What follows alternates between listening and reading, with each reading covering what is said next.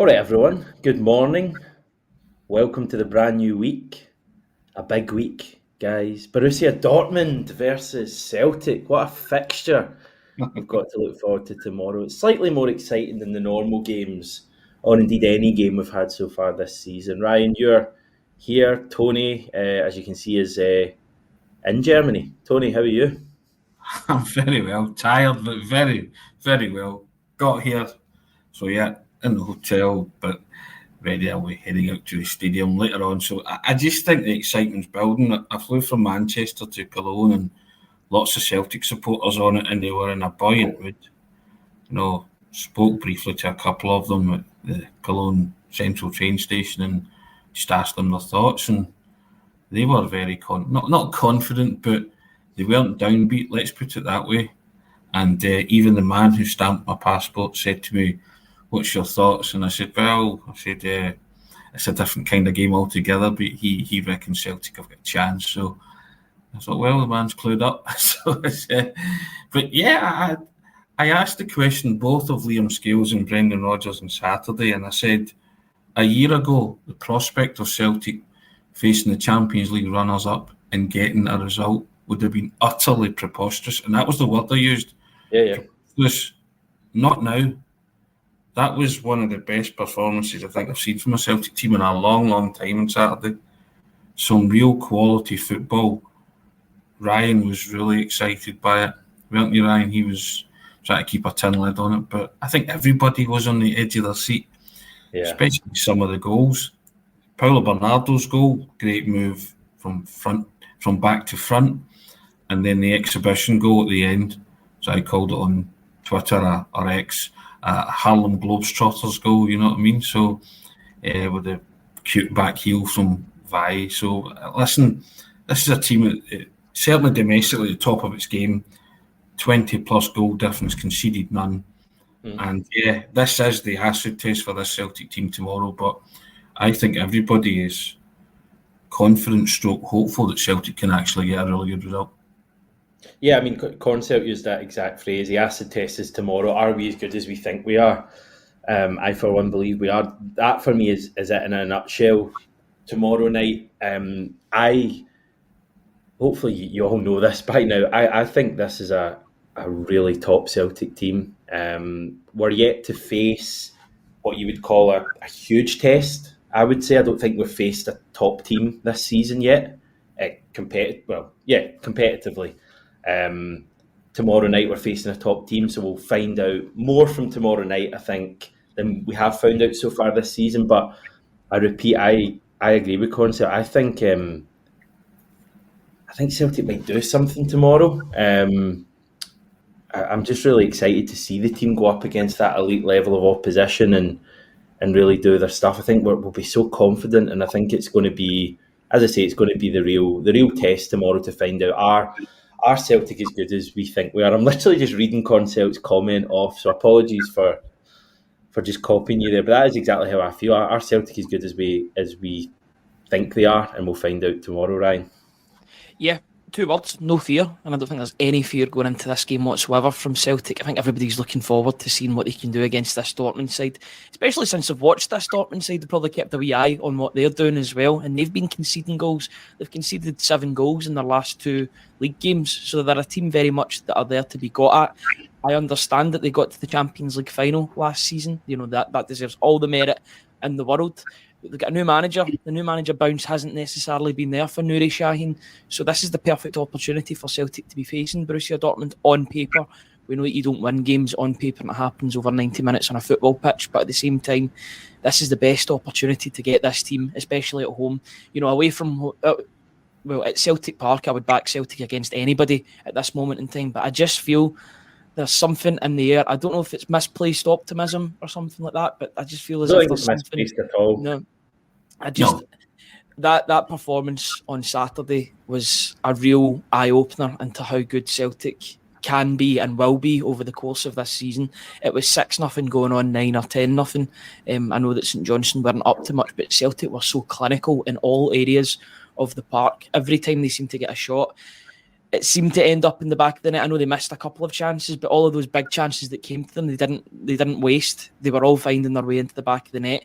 They scored, in my opinion, was the best team goal I've seen since the last time they scored that brilliant team goal at McDermott Park. That goal from Bernardo, I've watched it at least 10, 15 times since the game has ended. It was incredible. You know, the ball, the playing out from the back, from the press, the pass from Alistair Johnson to Nicholas Kuhn. Nicholas Kuhn almost taking it first time, takes a slight touch into Kyogo. First time touch from Kyogo. Bernardo, great finish with that bit of a looping strike. It was just a joy to behold, and all of the goals were good to watch, to be fair, but I just feel like there's so much optimism at the moment, and you're going into a game that, you know, in other years you would maybe have been dreading. You know, it's the Signal Iduna Park, you know what it's like, you know, it's an absolute cauldron of atmosphere, but Celtic are going there thinking, right, we could maybe get something from this game if we apply ourselves correctly. That's a great place to be if you're covering Celtic or following Celtic. I have no doubt that Brendan Rodgers and the players think they can win in Dortmund tomorrow night. I genuinely believe they all think they can win. Whether they do or not is a totally different thing, but I think they all believe they can go and win. Misplaced optimism is having Near Beaton in the centre defence and still saying we could get a result. We've come a long way since those days, right? Where you were going in hope, blind optimism, misplaced optimism, call it what you want. You genuinely feel this team, you know, has still to peak. This is the first major test for this team, and I'm really, really, like everybody, I want to see Celtic go head to head, this team toe to toe, stride for stride, call it what you will, see where it takes us. Now, we might not get a result because you are ratcheting up the level something incredible, right? That's what I want to see more than anything else. They might have been struggling, they might have lost 7 goals the last 2 league games, conceding goals, but this is a top-notch team, and I want Celtic to go in there and put their wits against that, the way they've been playing. You saw it against Chelsea and Manchester City in pre-season. Everybody said it's just pre-season, but it was part of the learning, development and progress of this team to get to this point. It's all been factored in. We are now at this point. We thought, can we get our Champions League phase off to a flyer? We did. We beat supposedly the worst ranked team, but you did what you do at the worst ranked team. You tear them apart. And domestically, you're now beginning to purr and tear teams apart like you did St Johnstone. This is the one that you might run into a brick wall. You go back to the drawing board.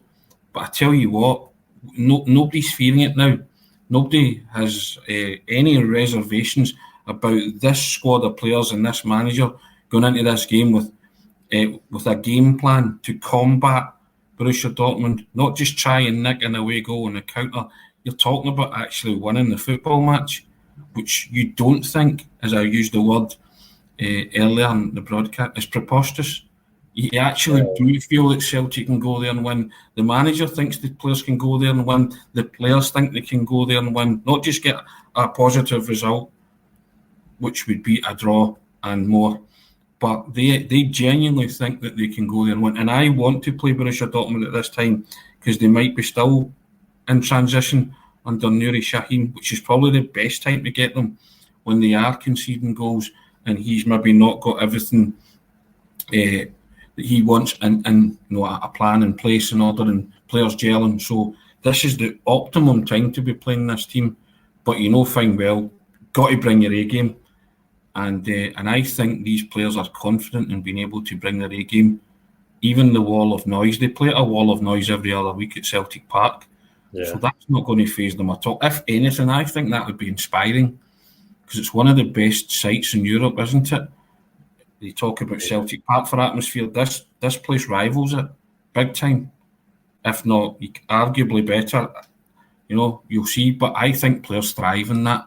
So that I don't think that's a factor at all because these guys can block out the noise when they choose and want to. But noise is noise. It's the same at Celtic Park. It's the same at the Signal Iduna Park. You know, it's the atmosphere that's generated. I think that can bring the best out in these players. And, you know, as I say, I think the individual players will be looking forward to the game. I think they'll feel a lot like us. I mean, there might be some fans out there who are dreading tomorrow night. I've got a few pals who do think we might still lose heavily, which, you know, it's fair enough. And it's not a ridiculous shout because you look at our recent European record and the quality of Dortmund, and, you know, we could lose heavily tomorrow. Like, that could happen. I personally don't think it will, but the point I'm making is that I don't genuinely have much fear for tomorrow night. Like, I'm looking forward to the game. I can't wait for kickoff because I can't wait to see Celtic going up against a top tier team and actually seeing how good we are. And I think the players feel the same way. One concern I do have, I'll be totally honest, the defence against Dortmund is still a concern for me. If Cameron Carter-Vickers is missing, I think Greg Taylor, who has been fabulous this season at European level, can still be targeted and can potentially be a weak point in the team. So that's something I would like to raise. I think we'll score in the game. I think Dortmund will score as well. I think it might be quite a high scoring game. I'll go through a few comments, Ryan, and then we'll get you in for your thoughts. Pete's saying it's important that whatever the result tomorrow, we come out of the game with our belief and confidence undented. Chilpil reckons Liam Scales will be the man of the match. And is that our man of the match or the man of the match? Same thing, maybe, Chilpil, I don't know. McLaughlin, if we can get a positive result tomorrow, I'd say it's the best start to the season I've witnessed. Fingers crossed. Robert is one of those fans. Fair enough, Robert. Head tells me we are getting pumped. Heart hopes I am very wrong. And Chilpil again saying Bernardo has to start even for his height. What's your thoughts on generally, Ryan? On Bernardo or just generally? Whatever you want, mate. Take the conversation whatever way you want. Bernardo's the first name on the team sheet for me on Tuesday, I think. And from now on, to be honest, I think he should be starting most games. I think he has stepped up and then some in this team. I thought he was absolutely immense again on Saturday against St Johnstone. He has grown into one hell of a football player for Celtic, and he's only going to get better as well. Hatate, everybody knows how much I enjoy watching Hatate in this football team. But Bernardo, he just gives you something extra. He gives you something different. I like his industry. I like his drive. I like the fact that he intercepts the ball, but he can play nice passes. He can also shoot from distance as well. You got to remember, this guy's only 22. He doesn't turn 23 until January. That's quite frightening to think about what his levels could be in the next couple of years. It almost seems as if it's an extra. Like, you've got Bernardo, and Bernardo was a great sort of understudy for Matt O'Reilly last season. He's really stepping into that role. But you've got the added bonus of having an £11 million midfielder in Arne Engels as well. This midfield is looking very, very dangerous for Celtic in the best possible way.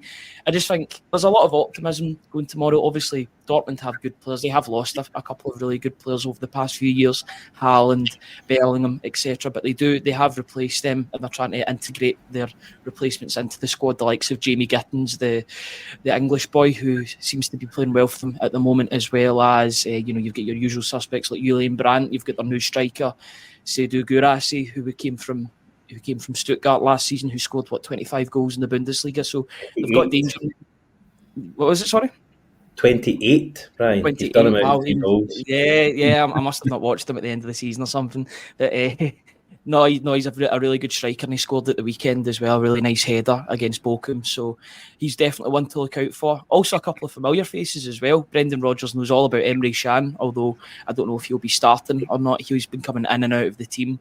And Jan Koto as well, a player that was very close to joining Celtic 3 years ago from Manchester City. Yes, he signed a permanent deal from Manchester City. He was at Celtic Park for a game, wasn't he? They signed Josip Juranovic instead of him. He went to Braga and then played against Rangers in the Europa League that season for Braga. I remember following his progress quite closely because I was like, maybe Celtic will get him the next season, but he did step up a level from then.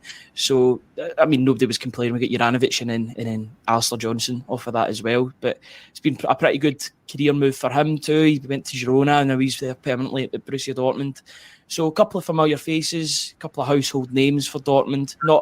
Not to the same level as what they were 2-3 years ago, even with the likes of Marco Reus, who's moved on to pastures now, but still enough players in there that can cause Celtic problems. But likewise, there's players at Celtic that can cause Dortmund a lot of problems. I was talking to a Dortmund fan the other day. He's dreading coming up against Kyogo and Maeda because he knows what they bring to the team, their firepower. all of a sudden teams in Europe are talking about Kyogo and Maeda, which shows that they're doing something right on the European level too. So, the Celtic have got weapons in their team as well as Dortmund. And I totally agree with you. I think it's going to be a high scoring affair. I could see it being a 5-3, 4-3, 3-2, something like that. It's going to be a big game, I think, and there's going to be a lot of goals. I just hope Celtic are on the right side of it. I wonder if there's any chance that Dortmund will underestimate us tomorrow, just based off our recent European record. Maybe the fact we're second in the table makes that less likely. I don't know, Tony, but just a thought I've had that. I mean, the thought of Kuhn, Kyogo, and Maeda tomorrow is very exciting. Well, you look at Kuhn's next goal is to win a full German international cap. Yeah. What an opportunity he has, what a platform, what a stage to say to people, I'm here, I'm around. Because Kuhn was the next big thing when he was growing up as a kid to come out of Germany. So, and, Dyson, Maeda and Kyogo are turning it on. They're now, you always rely on them to be big game players. I always say when we put up the team graphic on a Saturday or any game day, that from middle to front, that six, I always talk about that six, that's where the game's won and lost. Mm. And you're not changing that from Saturday. No, spoiler alert for, your starting 11, but it has to be Bernardo, Engels and McGregor, Maeda, Kyogo and Kuhn. Because that can strike terror into teams, both home and away. And there's a lot of productivity there. There's a lot of creativity. There's a lot of industry. But you know what else there's a lot of? There's a lot of goals. Yeah, they're all scored. Every one of them can score goals, right? As they've proven. So, and you say to yourself, right, that's the strongest midfield and strongest front line to head into a game of this magnitude, for me anyway, right? So that game's won and lost with those six players. I know you're going to talk about some of the deficiencies in the back of the pack, but see, going forward, see if Celtic can be as clinical as they have proven domestically, then I think Dortmund might find it hard to repel Celtic, and I think we might be able to repel them more than they do us. Let's put it that way. So that's my thinking behind it. And I think that's what Brendan Rodgers is saying. You have to go there and impose your game. Don't wait for bad things to happen. Make it the other way.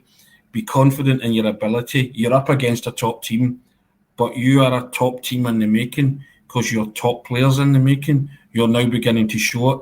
This is the platform and stage and arena you want to be in. Go and prove it. Go and show it. And I think tomorrow night is just one of those. It's just right for everything, isn't it? For Celtic to go and get one of those kind of results where everybody goes, oh, wow. Like Ajax in '82 when they knocked Ajax out, the Johan Cruyff team and all that. My goodness, something like that. And I think the thing about the supporters is we've got every confidence in the manager and these players to deliver. Yeah.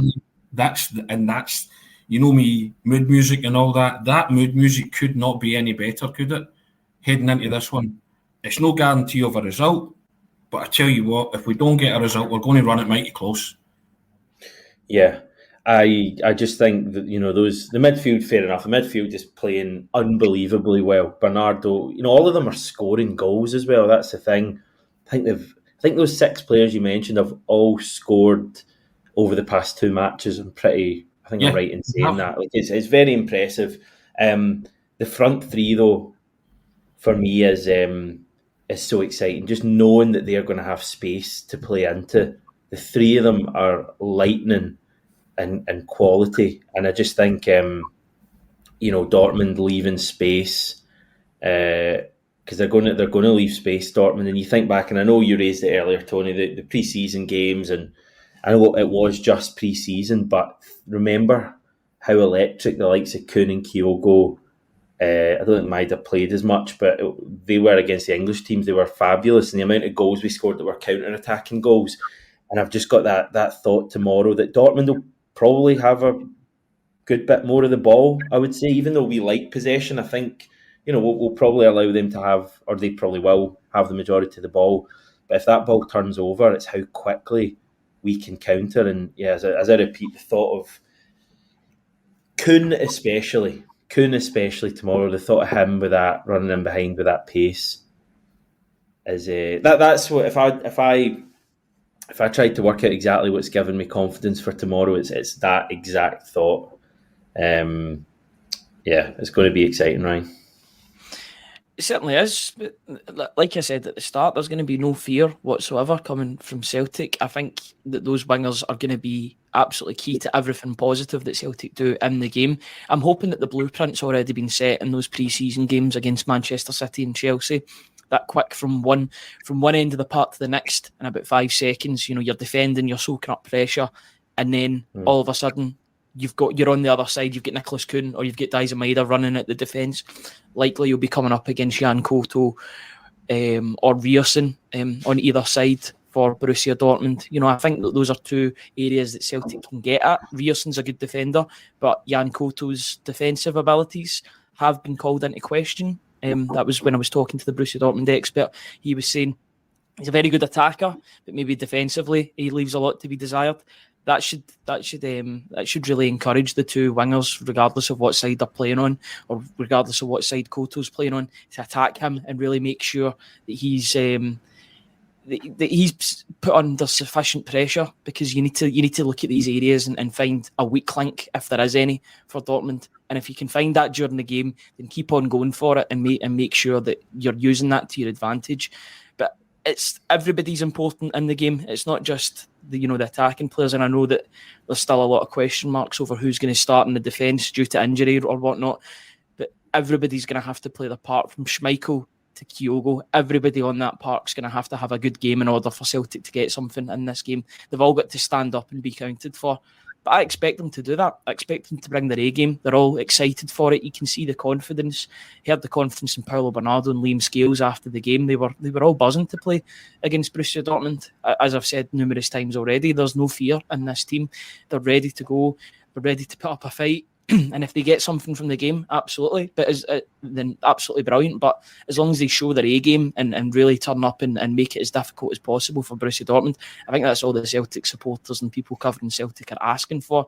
But if they get something from the game, then absolutely brilliant. I think they're in with a chance. I just hope that they do themselves proud, to be honest, and keep 11 men on the park. That's the most important thing. Do you know what pleased me greatly on Saturday, Hamish? Kyogo running through and scoring. Yeah. How many of you, when you saw him running through, were waiting to see it go by the post? And I think, see for confidence levels, what a surge he would have got from that, because he might have been doubting himself and snatching at chances, but he took that. Try that again. He took that chance like the old Kyogo, like it was shell and peas. And it was a difficult ball because he didn't take the best of touches, but when he steered it home, I was like, brilliant. That's the man that we know and we recognise. And then his second goal, brilliant cross. The cross is everything. But he's in there. And the great thing about that, and me and Ryan noticed at the time, I think it was Bernardo that was behind him or Engels. There was 2 of them waiting to put the noggin on that. Bernardo, I think it was. Bernardo, yeah. So it would have been a goal anyway. And all the paces in the cross, and Kyogo's just like, let the ball hit off his head and go in. And I think it was terrific. And also what can't be underestimated is Kuhn's quick thinking. See that header? That was Matt O'Reilly-esque at Ibrox. Absolutely. What was the header? Kuhn knocked it through for the first goal. For the first goal. The header into Kyogo's pass. Oh, yeah, sorry. Yeah. But see, the thing that I noticed when I was watching it, Kyogo, and this isn't a surprise, but Kyogo's just on the move. He knows it's coming. He's on his bike because he sees Kuhn rising to meet the bouncing ball, and he's off. And Kuhn delivers. It's a brilliant hit. It's that kind of thing tomorrow that could be vital. And that's what you're looking at. We talk about idiosyncrasies, we talk about patterns, we talk about behaviours. These guys are always thinking. Brendan Rodgers always talks about it, pressing, counter-pressing, working with the ball and off the ball. They got that ball back, and it was as quick as that. A header, bang, it's in the net. And, it took Celtic maybe 35 minutes, but, actually it took them 27 minutes. There was nothing wrong with it. Daizen Maeda's first strike, right, which you can argue the toss over fine. But once they got their noses in front, they started to play. They relaxed on it. They played and it just became natural. But I think it's all of these things that they're all in tune with each other. Ryan's mentioned it before about Alistair Johnston and Kuhn. Second goal comes through that lofted high ball, not just a punt up the park, it's lofted in Kuhn's direction. Because again, Johnston looks up, Kuhn's on his bike, and he pings a pinpoint accuracy pass to him, and from then Kuhn gives it to Kyogo with a laid back. Bernardo scores. These are all things that they're working on, and the manager's got them drilled now.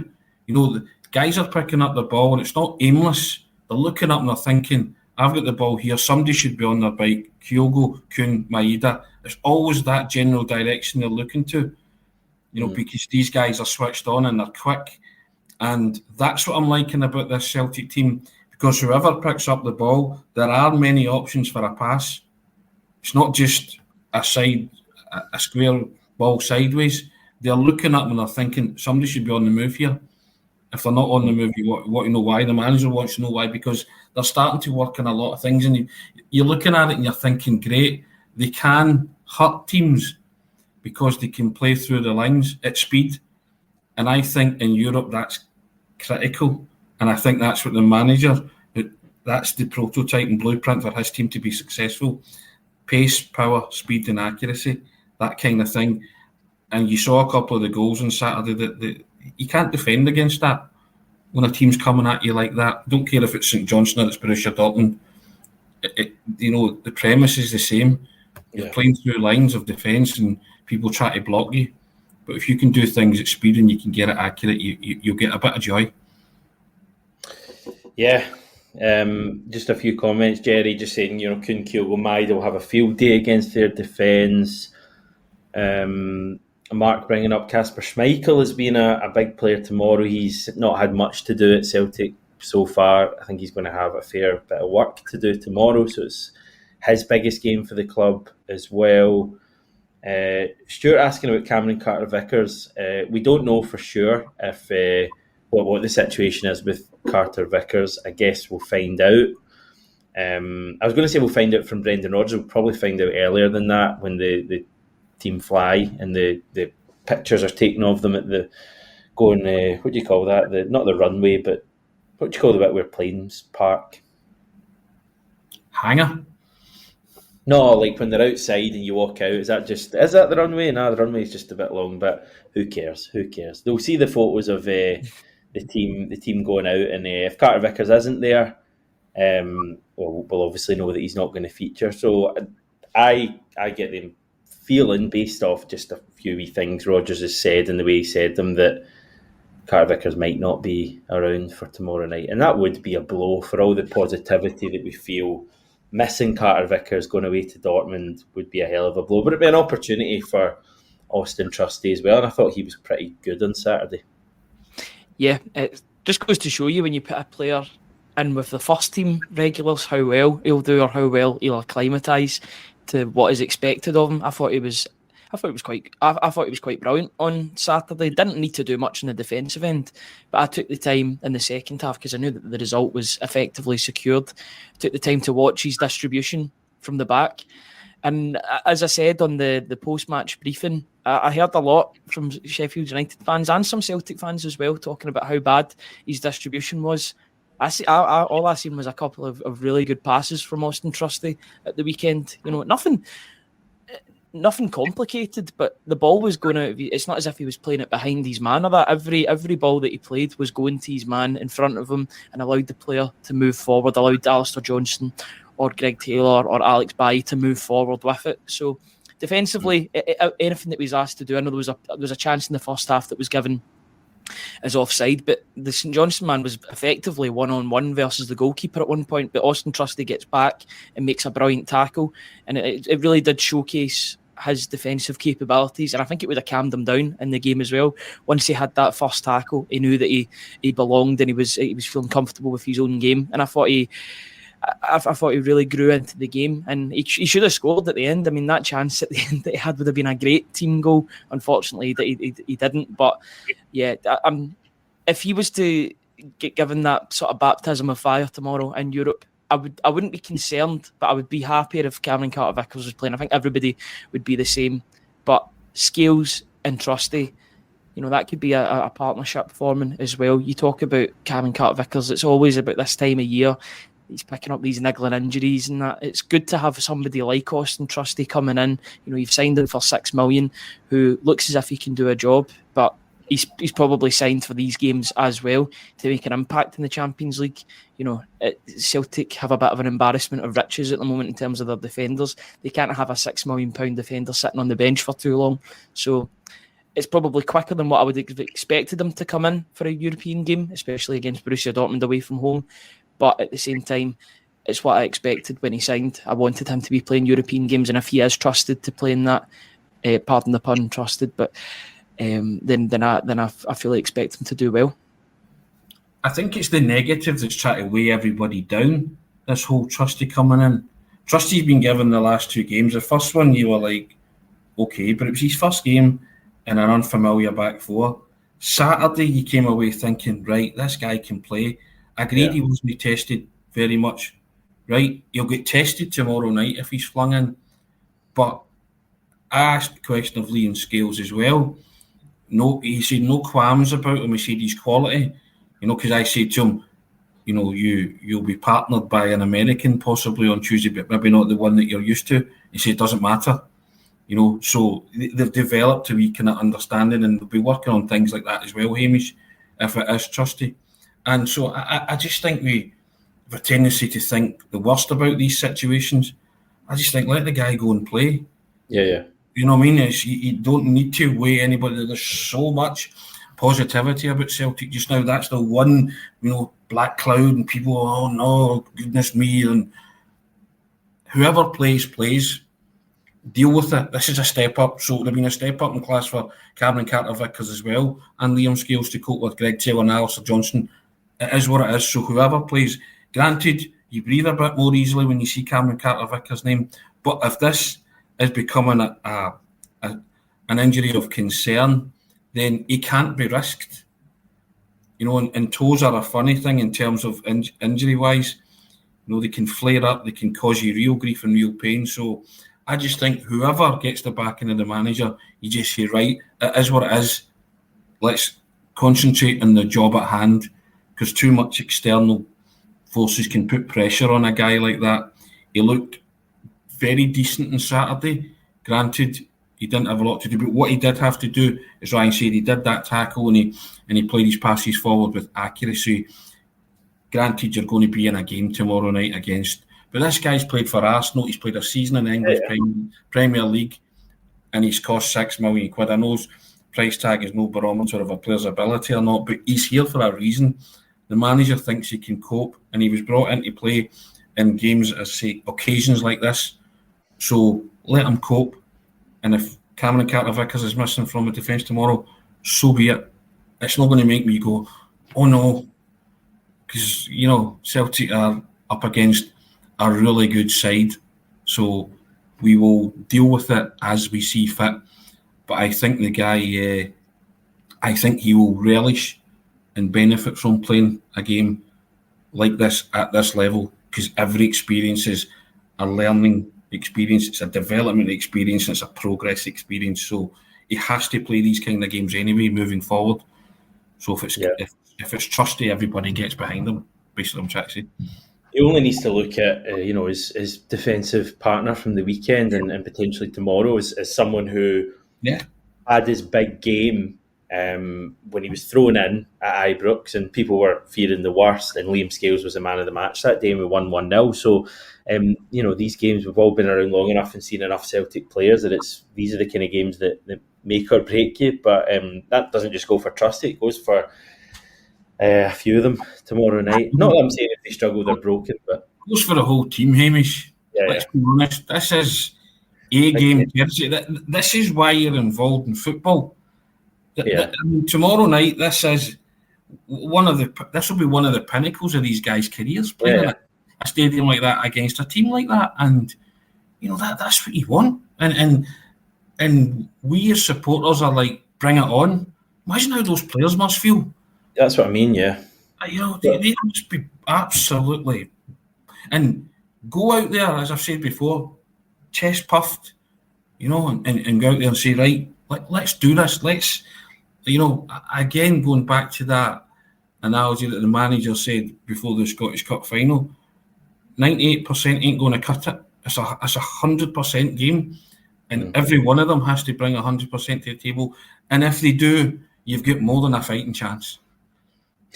Yeah, and look, we all want to get a result tomorrow night. I think the other point I would make is that if things don't go our way, we need to remember where the team have come from over the past, 3 or 4 months, and we need to also realise that even if we lose tomorrow, and even if we lose away to Atalanta, we're still going to be going into match day 4, a home game with 3 points already banked, and still a very a realistic shot at making it through. So it's not all or nothing tomorrow. If things don't go to plan, we'll still be here on Wednesday looking at the rest of our fixtures and feeling good, hopefully. A couple of comments. Hazel, you brought this up, Brian. Just Hazel saying discipline is the lesson to be learned, just based off last season. On that topic, Chilpil worried about the ref. The ref, guys, is Spanish Jose Maria Sanchez. I won't give you any other names because you won't know them, so it's not going to do much. I don't really know him, to be honest, but I'd maybe know his face. I'm not sure. Mark saying in the super chat, we've got his hopes up for tomorrow. Is that a good or a bad thing? Good thing. Yeah. Okay. Well, it's better than getting your hopes down. Yeah, there's no point in going into this game being anything other than optimistic because you don't know the way it's going to go. So you might as well be positive just now because you don't know if you're going to be positive after the game. Let's go into it with a renewed sense of optimism. Regardless of what happens in the game, it's still been an absolutely incredible start to the season in all competitions. If you get beat against Dortmund in their home stadium, which is to be expected, to be honest, because that should be the case with Dortmund and the way that and how strong that they are. Still been an immense start to the season, but there's just that slight feeling in me that thinks there might be something special in there with this team. I've seen other European sides go on great runs in Europe. Granted, it was in the group stage and they have the whole mentality of being in the group with 3 other teams. But you look at teams like Club Brugge, who have really surprised. Who's to say that Celtic can't pull off a surprise? Get people already talking about Celtic after that Bratislava game. Everybody would be talking about Celtic. As much as Bratislava was brilliant, everybody would be talking about Celtic if they managed to get a result away from home in Dortmund. I think a lot of people would be, unfortunately, looking at Brendan Rodgers if that was the case. Not to wish him away, but this is his not his addition, but his sort of stage. This is his stage to really show that to the rest of the world. We all know that he's an elite level manager. It's about him showing the rest of the world and the rest of Europe that he's an elite level manager, and he'll be desperate to do that. So I think that works well for everybody, to be honest. I just feel that something may be special in the air. Ask me after 70 minutes against Dortmund, and somebody's saying in the comment it's 70 because you get 20 minutes to go. It's just a random number that came out of my head. Somebody was saying, would you take a draw? I was like, ask me after 70, 80 minutes. 100% where the game's at. A draw would be an unbelievable result. Not if you're 2-0 up, 2-1 up with 10 minutes to go. Right now, you'd take a draw. You talk about the red cards. That's the biggest learning process for me. It done for Celtic in game match day 1 in Feyenoord last season. It done for them in the Metropolitano against Atletico Madrid. See, the manager will be drilling that into the players. You must keep a living on the pitch. You know what European refs are like. So I think that's one of the most valuable lessons these players will show that they've learned. Not to do anything stupid and not, as they say in football parlance, to give the ref a decision to make. Because when you do that, you run the risk of it going wrong, don't you? You run the risk of being on the end of a real harsh one. So if you can avoid that and just box clever on that's a huge thing for Celtic in these Champions League phase games. No unnecessary and no stupid red cards. So, and I think as a collective, the manager, that'll be one of the things that will have been spoken about and will have been addressed. Because I just think you have to just be sensible about your approach to these things. And as you say, I'm not aware of.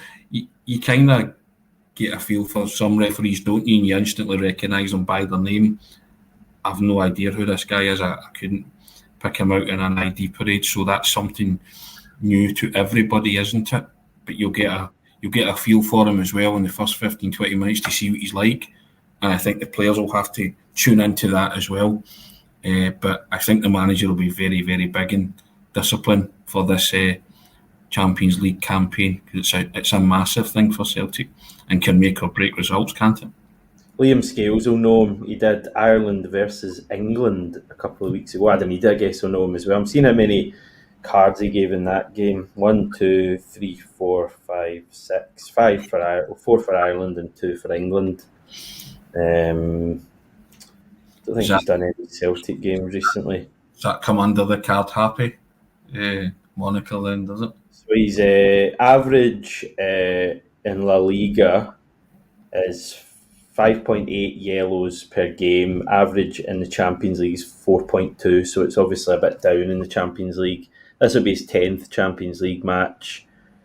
He seems to be obviously a pretty well-known ref. 40 years old, so he's...